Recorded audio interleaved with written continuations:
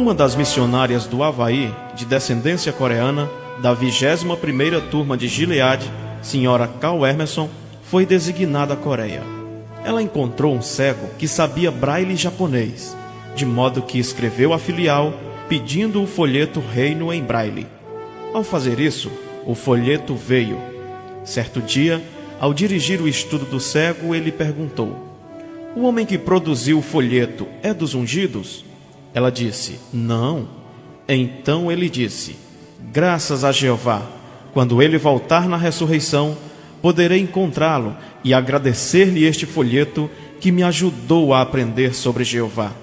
Assim, eis mais uma pessoa que aguarda ver o irmão Nakata.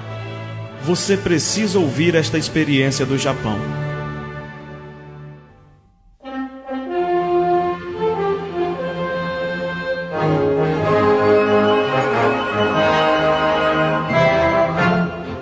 Quando as testemunhas de Jeová trabalhavam nas ruas, um senhor ficou com as revistas, decidindo que as jogaria na próxima lata de lixo.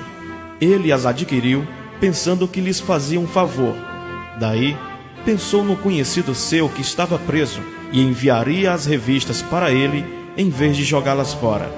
Elas chegaram às mãos de Nakata, que cumpria pena no corredor da morte, aguardava a execução, seria enforcado.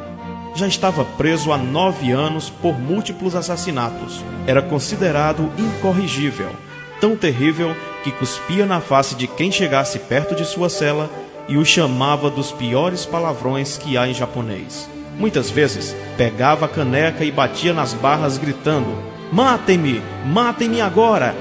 Todo mundo odiava esse homem, e havia muitos que talvez quisessem enforcá-lo com suas próprias mãos. Nakata só tinha 29 anos, mas toda a sua vida tinha sido preso e solto. O único que conseguia vê-lo de perto era o pai dele, uma vez por mês, fazendo isso por pura obrigação. Foi esse homem quem obteve a Sentinela e Despertai, e ele as leu. Deu um clique nele e notou que poderia obter uma assinatura. Quando o pai veio visitá-lo, pediu dinheiro para fazer uma assinatura de ambas as revistas. O pai achou que não tinha nada de mais. Nakata leu regularmente as revistas por meses. Daí, a congregação local recebeu um aviso de assinatura a expirar. A folha foi dada a um pioneiro especial. Este saiu de bicicleta procurando o endereço. Não sabendo que se tratava de uma penitenciária, passa por ela, não acha o endereço. Então pergunta na guarida da prisão se poderiam indicar tal endereço. Mandaram-no atravessar o bosque e ir até a torre, estrada abaixo. O irmão diz: "Mas ali é uma penitenciária?" Os guardas respondem: "É, mas quem o senhor procura?" Ele diz que é um homem chamado Nakata. Os 2 soldados dizem ao mesmo tempo: "Nakata? Tem certeza que deseja vê-lo?" Não conseguem fazer o pioneiro desistir. Lá vai ele, até a grande grade, e pede para falar com o diretor, solicitando uma visita a Nakata. Até o diretor lhe diz: "O que deseja desse tal de Nakata?" Ele lhe explica e lhe permitem entrar, tendo de passar por pesadas portas e grades de ferro, por fim chegando à porta grossa com janelinha de uns 6 centímetros de largura, com grossa tela, mal dando para ver a pessoa do outro lado.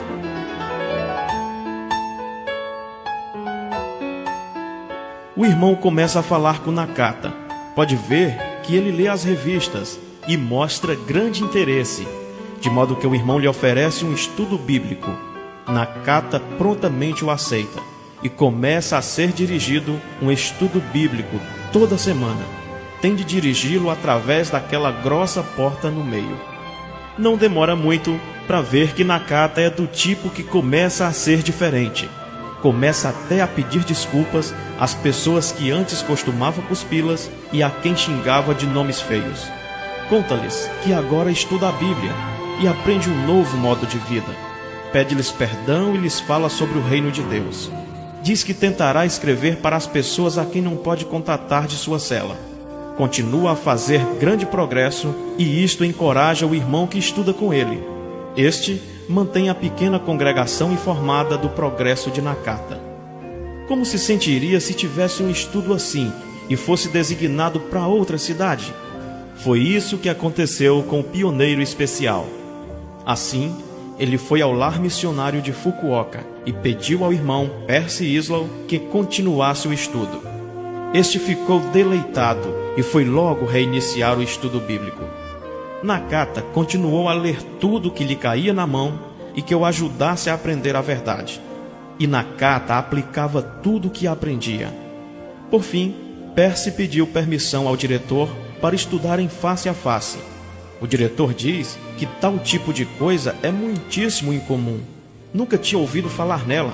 Este homem está no corredor da morte. Mas o diretor diz: mesmo que isto seja contrário a todos os regulamentos, vou deixar o senhor estudar no centro recreativo, ao lado do meu gabinete. O diretor tinha notado as mudanças feitas por Nakata, mas deixava um guarda armado junto deles. No primeiro encontro face a face, Nakata simplesmente agarrou e abraçou o irmão Percy, considerando-o um verdadeiro irmão, e lágrimas rolaram pela face de ambos.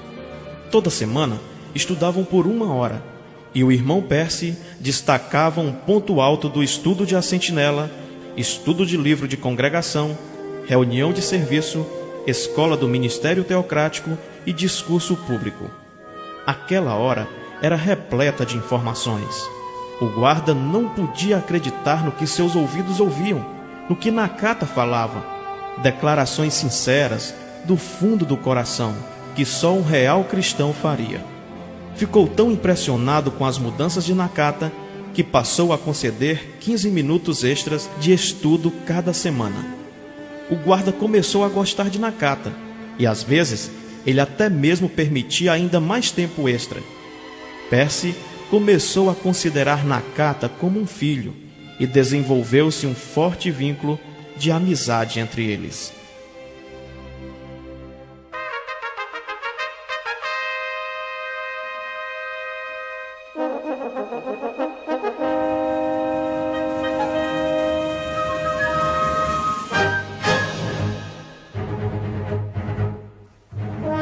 O que fazia Nakata com tais informações? Bem, ele olhava para o relógio em sua cela e cada vez que o relógio marcava a hora do início da reunião na congregação local, Nakata ficava bem atento, lá na cela e com cabelos bem penteados. Começava a assistir à reunião junto com os irmãos, tentando imaginar que cânticos eram usados, as orações feitas e todas as diferentes partes do programa. Este era o padrão que ele seguia. Não demorou para se discernir que Nakata tinha realmente dedicado sua vida a Jeová. Ele também pregava a todos, em toda oportunidade. Assim, Percy Islow foi falar com o diretor e pediu licença para batizar Nakata. O diretor disse que não havia problemas. Eles iriam conseguir um pouco de água para derramar na cabeça de Nakata. Daí, Percy explicou que esse não era bem assim, que a pessoa tinha de ser inteiramente submersa em água. Ao subir da água, simbolizava-se como a pessoa tinha, efetivamente, morrido para o seu anterior proceder na vida e que saía para um novo modo de vida, como Jesus fizera no Rio Jordão. O diretor disse: bem, isso representa um pequeno problema, mas vamos achar um jeito, porque nunca vi alguém mudar tanto quanto Nakata. Assim, realizaram o batismo ali mesmo, no corredor da morte, com permissão para que alguns irmãos vissem e testemunhassem o batismo.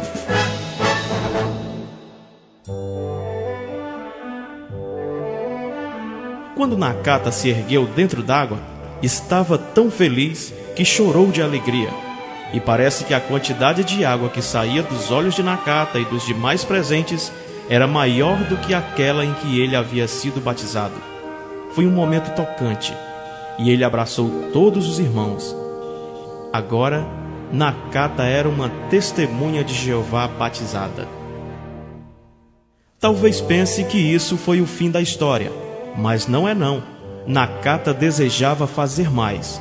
Agora era um irmão gozando de plena aceitação. Ele passou a agradecer a Jeová ali mesmo, na hora. Queria fazer bem mais, mas era limitado pela prisão. Assim, escreveu um poema sobre o novo mundo, sobre Jeová e o reino. Submeteu-o a um concurso e tirou o primeiro lugar. Era um poema lindo. O vencedor deveria ir à mansão do governador da prefeitura do estado e receber um prêmio das mãos do próprio governador. Assim, tivera de fazer uma mudança. Adivinhem quem veio até o corredor da morte? O próprio governador.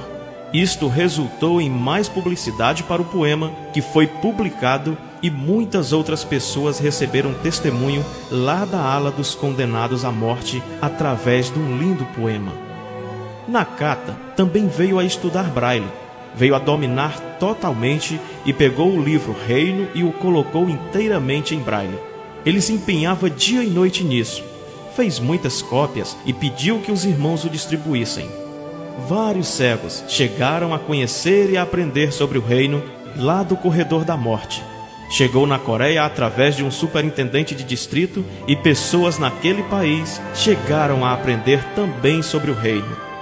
Nakata costumava escrever cartas à congregação, cartas que expressavam seu apreço pela fraternidade, e pedia aos irmãos que não considerassem a verdade de modo corriqueiro. Dizia-lhes que gostaria que pudessem ver as coisas do ponto de vista dele, que se arrastaria até vários quilômetros, se necessário, para ir a uma reunião ida e volta. Dizia que jamais deveriam encarar as reuniões como algo comum e jamais perder uma delas, a menos que tivessem motivo bíblico. Dizia que jamais saberiam a vontade e o quanto ele desejava estar ali, presente, junto com eles.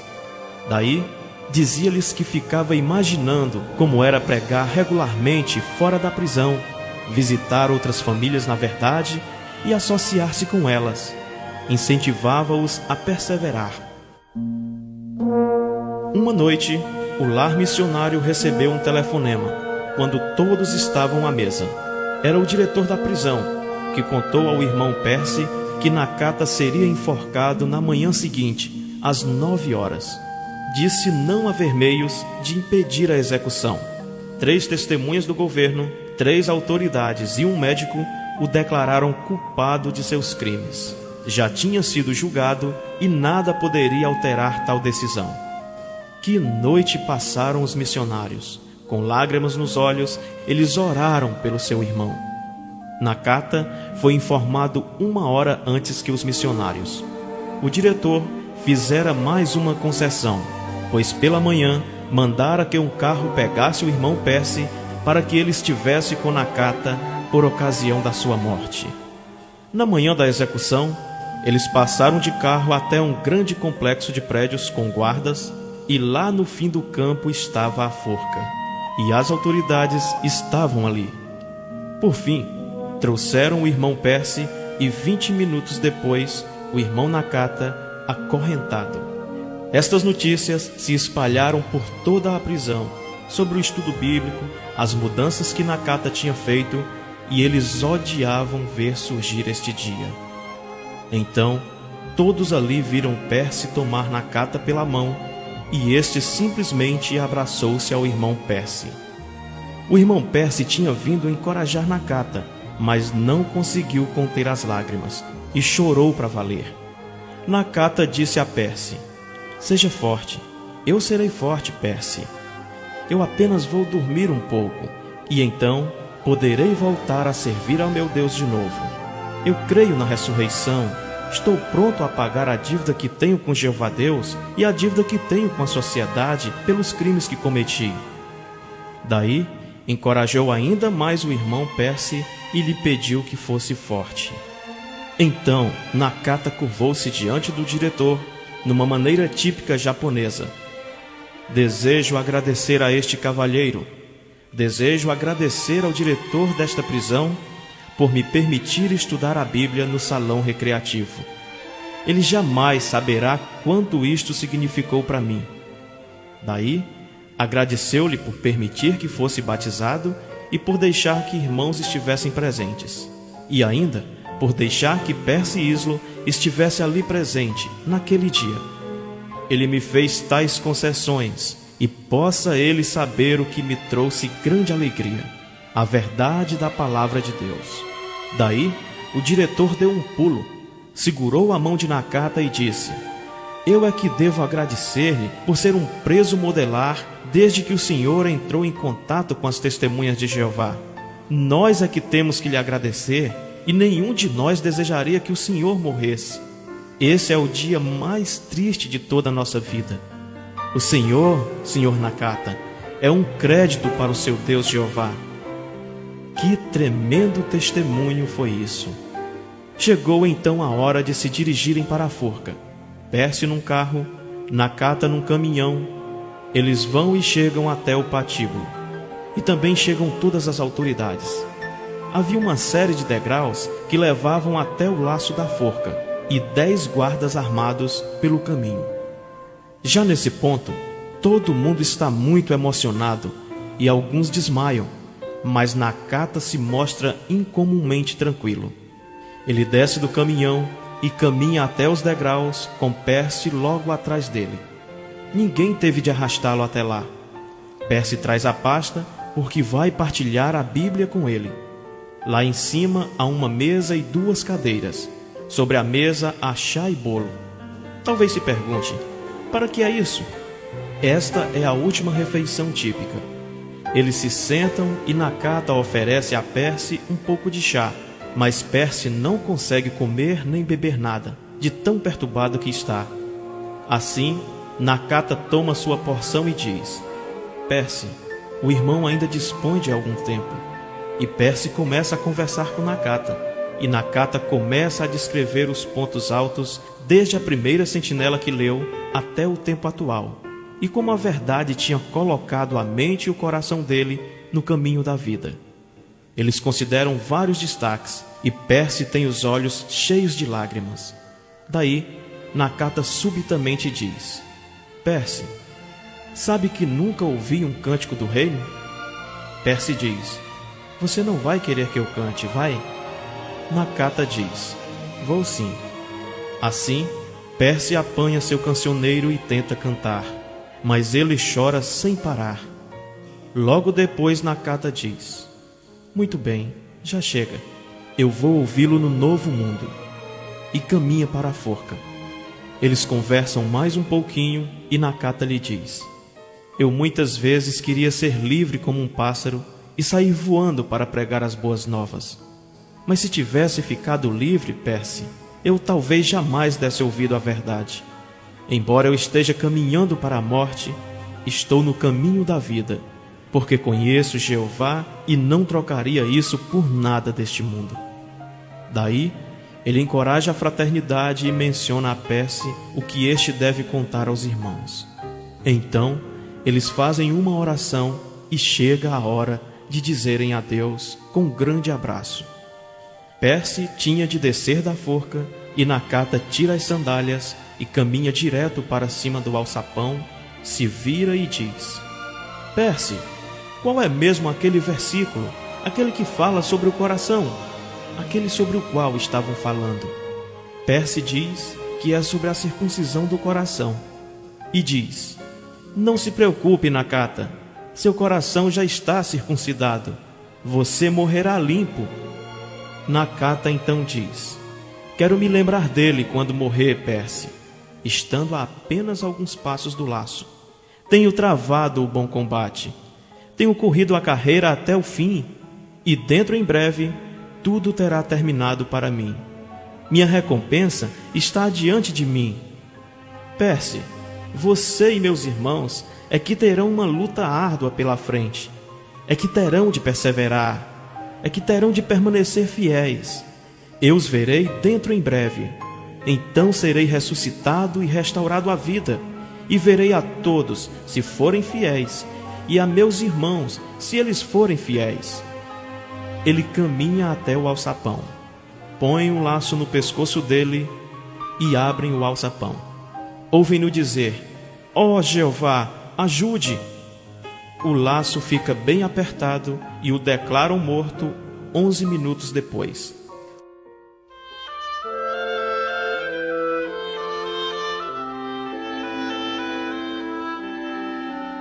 O que admira é que uma das testemunhas governamentais que ficou embaixo da forca trabalha no mesmo escritório que uma testemunha de Jeová e revelou algo a esta testemunha. Logo depois, a testemunha de Jeová entrou em contato com o irmão Percy e perguntou: "Sabe o que Nakata disse ao morrer?" Percy disse: "Sei sim, ó Jeová, ajuda." Aquela pessoa que testemunhou o enforcamento disse que as últimas palavras de Nakata foram: "Ó Jeová, ajude o irmão Percy." Em quem pensava ele ao tomar seu último fôlego? No irmão Percy, e se pudesse falar mais, teria mencionado seus outros irmãos também.